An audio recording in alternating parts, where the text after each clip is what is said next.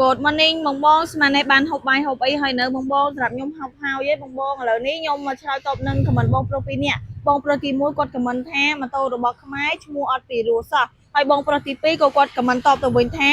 ដាក់ឈ្មោះយ៉ាងម៉េចបានពីរោះជួយដាក់ឲ្យបន្តិចមើលអូយអែមខ្លាំងមែនតើសំណួរទាំងពីរហ្នឹងខ្ញុំចាប់អារម្មណ៍ខ្លាំងមែនតើមកសំណួរទាំងអស់គឺខ្ញុំចាប់អារម្មណ៍សំណួរទាំងពីរហ្នឹងតើម៉ូតូរបស់ខ្មែរគូដាក់ឈ្មោះយ៉ាងម៉េចបានពីរោះបងបើសិនដាក់ឈ្មោះ Calypso Ori ដែលត្រូវរូបរាងគេដែលត្រូវទាំងប្រព័ន្ធគេហើយត្រូវទាំងរូបរាងគេរួមសំទាំងរូបរាងសំទាំងមុខសំទាំងមាត់ដូចមនុស្សយើងអញ្ចឹងបងដាក់ឈ្មោះសំនឹងមុខមាត់ខ្លួនឯងអញ្ចឹងចាហើយម៉ូតូអូរីនេះក៏ដាក់ឈ្មោះសំនឹងរូបរាងគេដែរចាក្លីបនឹងមានន័យថាម៉ូតូនឹងទំនើបម៉ូតូនឹងទាន់សម័យម៉ូតូនឹងអីចឹងណាបងចាហើយម៉ូតូនេះទាន់សម័យខ្លាំងមែនតើបងវិញដាស់ឆ្បតអាចចុះមួយទូរស័ព្ទដៃបានអាចជំនាញខចេញចូលបាននិងអាចមើល map បានបងចង់ខចេញចូលឬមួយមើល map អីមកឆ្លាញ់មកពេញចិត្តហើយបើគុណភាពវិញឥឡូវហ្នឹងធានាឲ្យ10ឆ្នាំមកបងធានាលើម៉ាស៊ីន10ឆ្នាំពេញតម្លៃម៉ូតូត្រឹមតែ